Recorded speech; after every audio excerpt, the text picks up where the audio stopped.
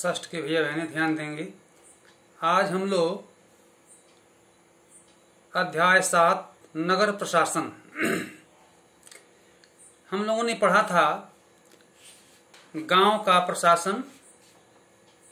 तो गांव जैसा कि एक छोटा गांव होता है, बड़ा भी गांव होता है, परंतु गांव में भैया बहनों हम ये देखते हैं कि सारी सुविधाएं नहीं होती। नगर अर्थात कस्बा, एक शहर, ठीक है, जैसे बनारसी नगर, शक्ति नगर है, और रावर्ट्सगंज ये नगर है। और इसके जो बाद के जो गांव होते हैं उसको भी हम लोग देखते हैं। हम लोग विभिन्न गांवों से आते हैं।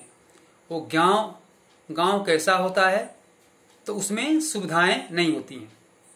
एक तो आवागमन के साधन नहीं होते, आजकल हो भी रहे हैं तो उसमें सारी सुविधाएं नहीं, पिच सड़क भी नहीं, अस्पताल नहीं होते हैं।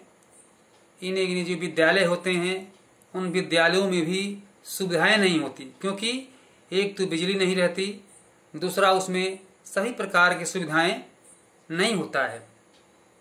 तो हम ये देखते हैं कि वास्तव में गांव से जो बड़ा होता है वो उसको हम नगर कहते हैं। वहाँ आवागमन के साधन, सारी प्रकार की क्रियाएं, सभी प्रकार के विकास, अच्छे अच्छे लोग और अच्छे अच्छे जो विकास की प्रक्रियाएं होना चाहिए वो वहाँ पर होता है।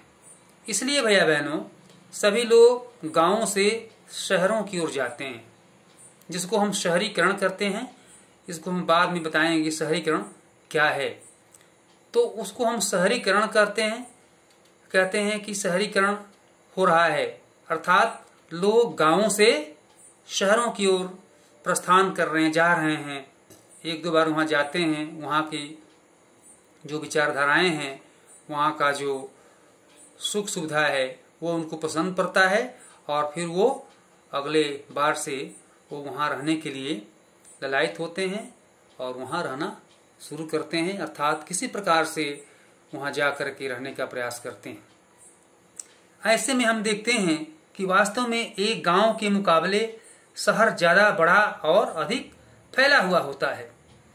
शहर की गलियाँ ज़्यादा चौड़ी होती हैं, यहाँ के बाज़ारों में ज़्यादा भीड़ भाड़ होती है, यानी और बिजली की सुविधाएं, पानी और बिजली की सुविधाएं वहाँ पर होती हैं। तमाम प्रकार के सुविधाएं भी वहाँ पर प्राप्त होता है, जैसे अस्पताल, ठीक है, ज़्यादातर यातायात के साधन। और अपने कभी सोचा होगा कि वहाँ पर इस प्रकार की व्यवस्था क्यों और किसके तहत होता है, ये व्यवस्थाएं कौन करता है। गांव में तो आप पढ़े थे कि गांव की व्यवस्था मेंबरों के हाथ और उससे ऊपर ग्राम प्रधान के हाथ होता है, और पूरे गांवों का ये जो अड़चने होता है, जो झगड़ा होता है, जो विवाद होता है, वो सब थानाध्यक्ष के एक थाना के तहत निपटाया जाता है। और गांव का जो खेत बाड़ी का जो हिसाब है, किताब है, वो सब पटवारी और कानगो तथा लेखपाल के द्वारा होता है। परंतु शहर में ये व्यवस्था कौन करता है, इस ओर हम ध्यान देंगे कि वास्तव में शहर में ये सभी व्यवस्थाएं किसके तहत होता है। तो ये हम एक ऐसे निर्णय करते हैं कि वास्तव में ये योजनाएं कौन बनाता है, कौन लोग हैं, और यह सारा काम किसके द्वारा होता है, हम इसका पता लगाते हैं। इतवार की एक अलसाई हुई दोपहर थी जब माला और उसके साथी शंकर, जहांगीर और रोहाना गली में क्रिकेट खेल रहे थे। शंकर ने बड़ा अच्छा ओवर फेंका था और रोहाना आउट होते होते बची थी। रोहाना के आउट न होने से शंकर हताश हो रहा था, इसीलिए उसने इस उम्मीद से कि वह कैच आउट हो जाएगी एक शॉर्ट बॉल फेंक दी। हुआ क्या, इसका उल्टा हुआ। रोहाना ने इतनी तेजी से बल्ला घुमाया कि गेंद ऊपर गई और गली की ट्यूबलाइट टूट गई। रोहाना चिल्लाई, अरे यह मैंने क्या कर दिया। तो शंकर आप तापक से बोला, अरे हम यह नियम बनाना भूल गए थे कि अगर तुम्हारी गेंद से गली की ट्यूबलाइट टूट जाएगी तो तुम आउट मानी जाओगी। तीनों ने ही तब शंकर को विकेट की चिंता छोड़ने के लिए कहा, क्योंकि जो हुआ वो उसके बारे में ज्यादा चिंतित और परेशान हो रहे थे। पिछले हफ्ते उनसे निर्मला मौसी की खिड़की टूट गई थी, जिसके बदले वो अपने इस प्रकार से वो कहाँ ये खर्च किसको करे, इसका जो है भरपाई किसके द्वारा करे, तो यह पता करते करते वह लोग अपना परेशान थे। तो पता चला कि वास्तव में यह नगर निगम के पास इसका एक व्यवस्था है। इस प्रकार से वे जब दोबारा जेब खर्च में से पैसा देने उनको पड़ा तो उनको पता चला कि वास्तव में मैंने ये गलती किया, जिसके परिणाम स्वरूप हमको ये दंड मिला।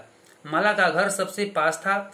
चारों भाग कर माला ने के घर गए और उसकी माँ को सब कुछ बता दिया। सारी बात सुनकर माला की माँ ने कहा कि उन्हें इस बारे में कुछ खास तो पता नहीं है, बस यही मालूम है कि यह नगर निगम की जिम्मेदारी होती है, अर्थात ये नगर निगम के लोग इस ब्यौरा को रखते हैं कि ये बल्ब किसने फोड़ा, कहाँ से कौन इसका ये भरपाई करेगा, ये उनके जिम्मे होता है और उनके यहाँ पैसा जमा भी होता है।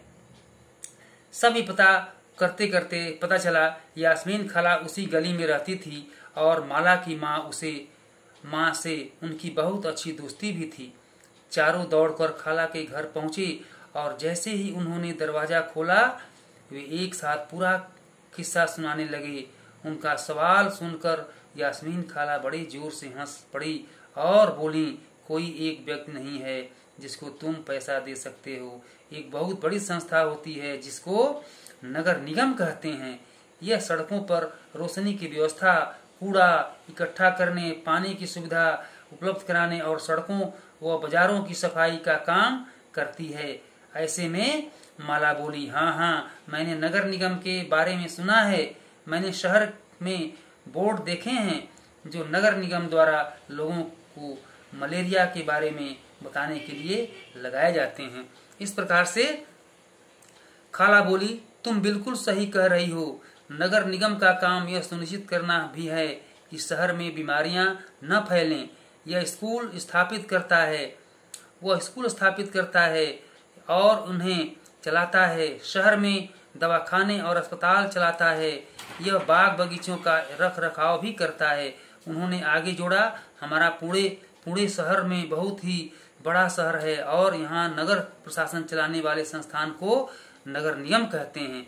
इस प्रकार से नगर संस्थान को चलाने वाले को नगर निगम कहते हैं। छोटे कस्बों में इसे नगर पालिका भी कहते हैं। ठीक है, तो हम लोग गांव को पढ़ा कि गांव में व्यवस्था कैसे होता है, बड़े नगर में जो नगर निगम होता है और उससे जो छोटा होता है उसको हम नगर पालिका कहते हैं। इस प्रकार से इन 3 स्तर को हम लोगों ने आज पढ़ा। इसके बारे में हम लोग कुछ जानकारियाँ लिया और ये नगर पालिका क्या करता है, नगर निगम क्या करता है और गांव का प्रशासन तो हम लोग पढ़ लिया। ये दोनों के बारे में हम लोग अब अगले टर्म में पता करेंगे। इस प्रकार से आप जितना पढ़ाया गया उतना आप पढ़ेंगे भी और उसको तैयारी करेंगे, समझेंगे। धन्यवाद।